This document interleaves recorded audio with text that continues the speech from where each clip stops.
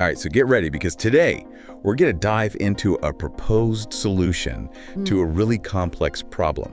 Yeah. Immigration reform in the U.S. Specifically, we're looking at this dignity plan that everyone's talking about. Right. And we're using a breakdown video from U.S. Immigration News on YouTube as our guide.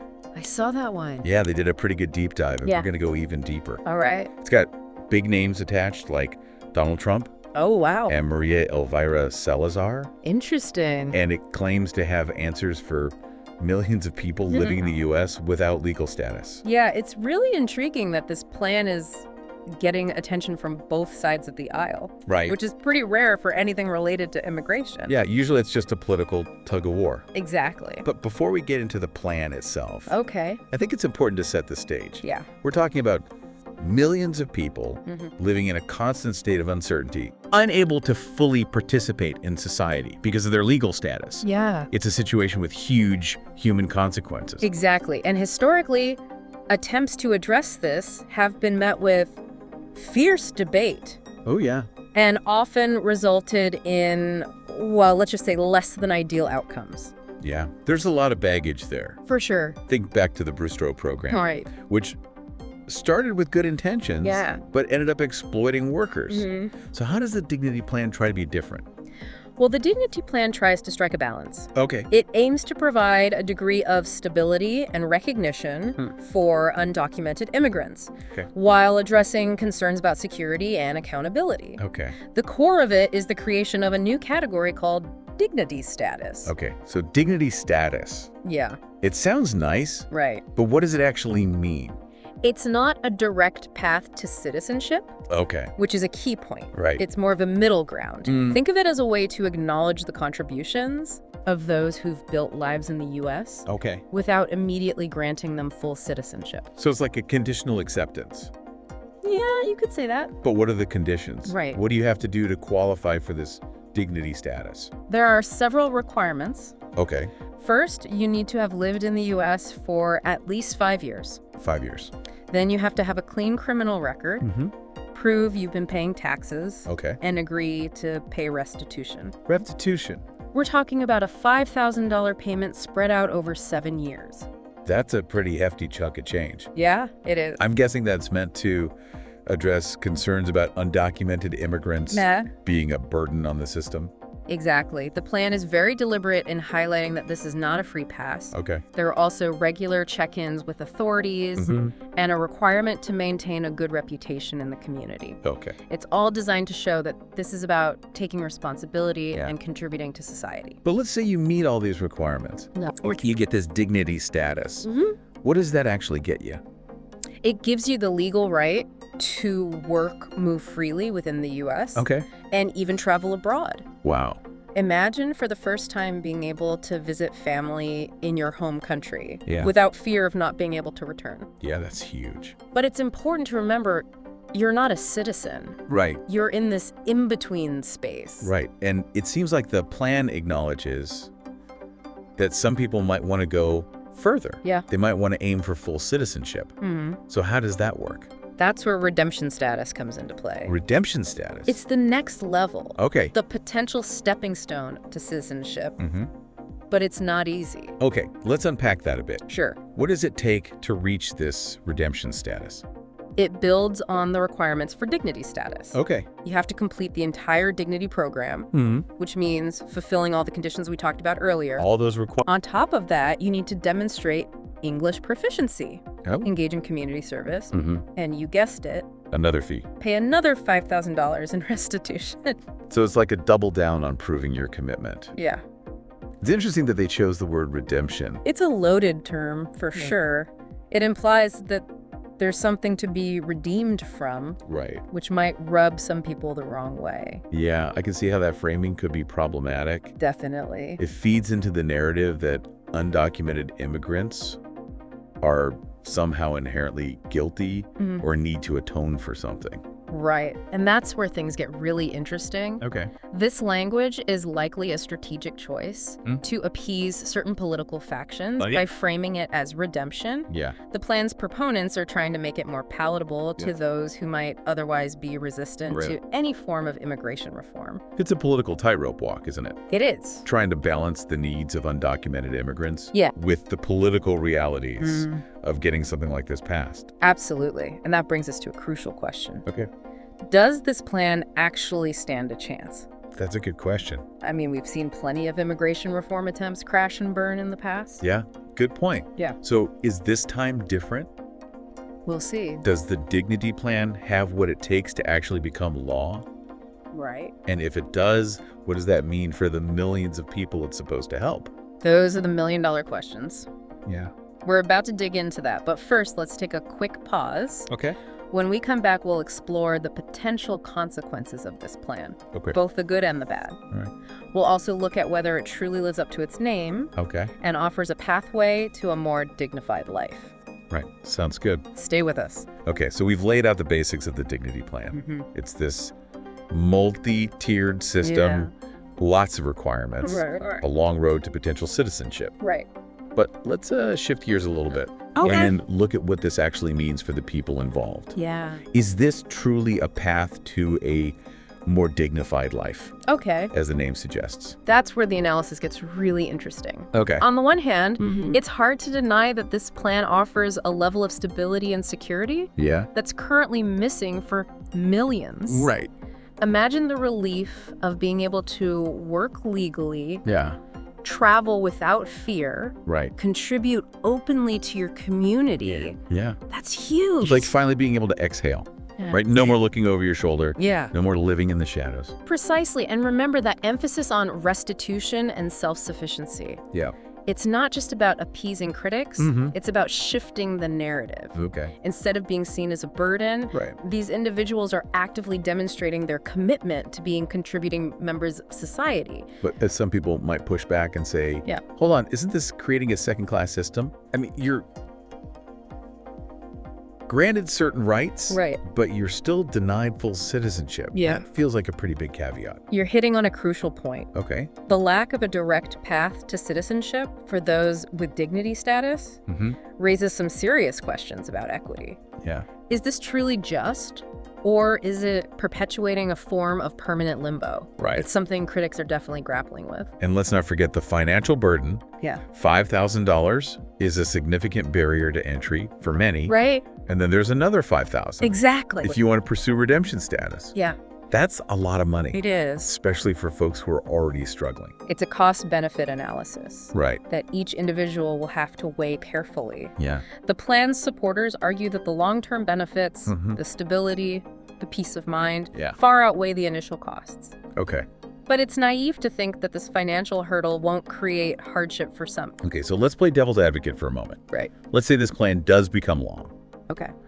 What are some potential downsides, some unintended consequences that we might see down the road? That's where we need to look beyond the immediate impact and consider the broader implications. Right. One concern is that the Dignity Plan could actually disincentivize legal immigration. Okay, how so? If there's a seemingly easier path to legal status, Yeah. even if it's not full citizenship, Correct. why go through the lengthy and often expensive process of legal immigration? Right. That makes sense. And you mentioned historical precedents earlier. Yeah. Could this end up being another Bracero program situation, It's possible. where good intentions pave the way for exploitation? It's a valid concern. Okay. The Dignity Plan relies heavily on employer compliance. Okay. There's a risk that some employers might take advantage of the situation, Yeah. knowing that these individuals are in a precarious position and might be more willing to accept lower wages or poor working conditions out of fear of jeopardizing their status. So it's a potential minefield, ethically speaking. Yeah. And even if everything goes according to plan, Okay. there's the question of implementation. Mm-hmm. Can the government actually manage this new system effectively? Right. Will it be accessible? Yeah. Efficient? Mm-hmm. Will it truly deliver the promised dignity and stability? That's a huge unknown. Yeah. And it's not just about logistics, it's about perception. Right. How will this plan be received by the public? Yeah, that's a good question. Will it reduce the stigma surrounding undocumented immigrants? Or will it reinforce negative stereotypes?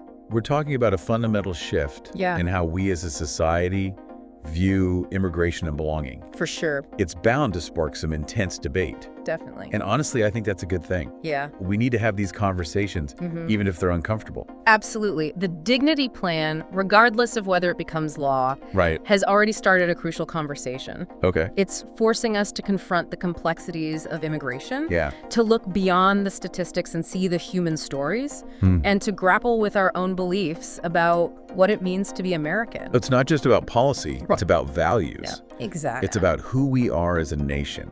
And that brings us to a question for you, our listener. Okay. What kind of future do we want to create? That's a good one. Are we a country that welcomes and embraces those who contribute, regardless of their path? Or do we hold on to rigid systems that perpetuate fear and uncertainty?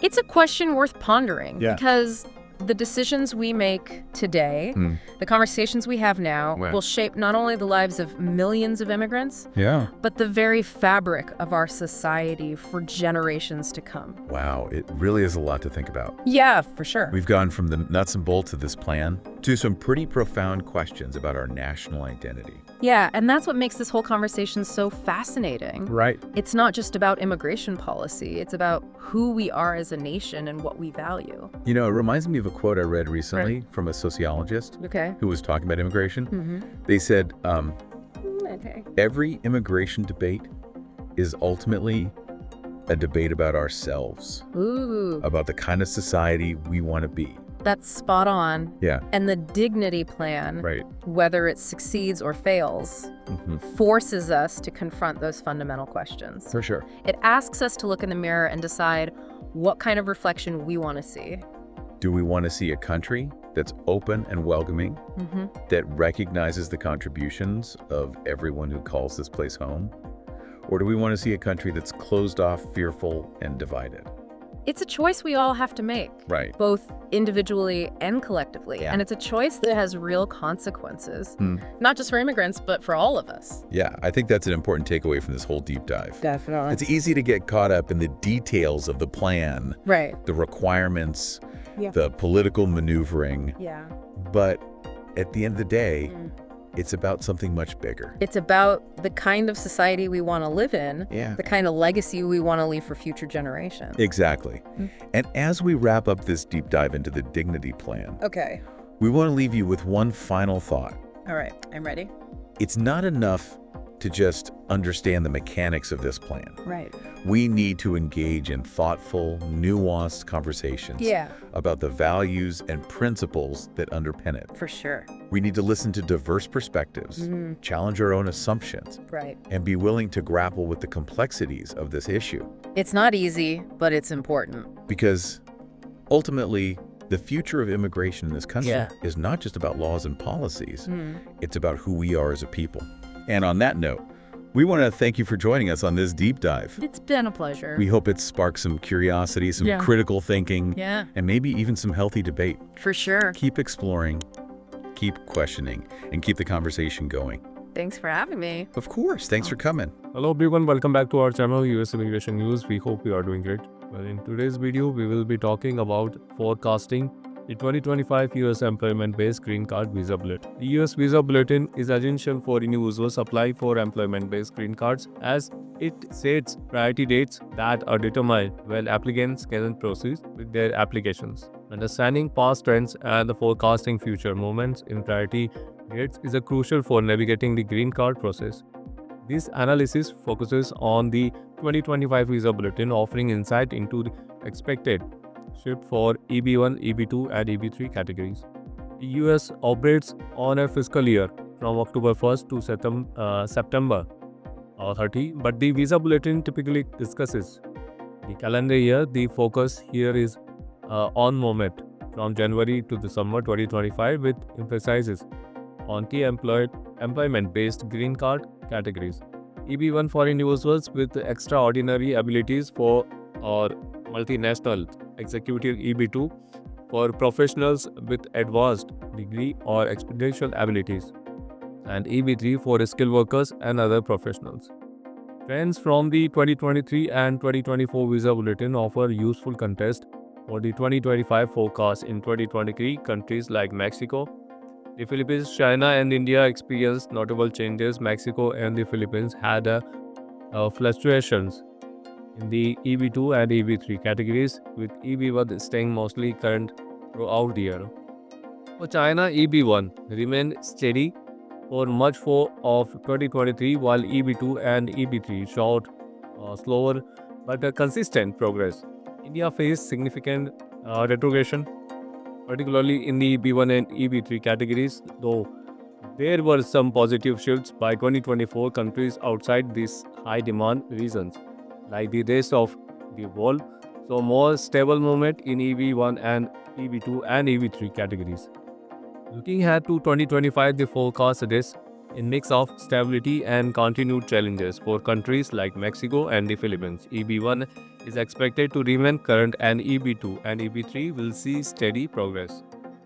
However, for India and China, the situation is more complex. India's EB1 category may show some gradual forward movement, and EB2 for India is likely to experience slow progress with potential retrogressions. EB3 for India may stabilize, with some progress expected by the end of 2025. For the rest of the world, EB1 is likely to stay current, and EB2 and EB3 will see gradual advancement with more significant jumps if demand decreases. Overall, while applicants from high-demand countries may face ongoing delays, those from regions with less demand can expect more consistent movement. Staying informed and consulting with immigration experts will be crucial for applicants as they navigate the evolving visa bulletin landscape.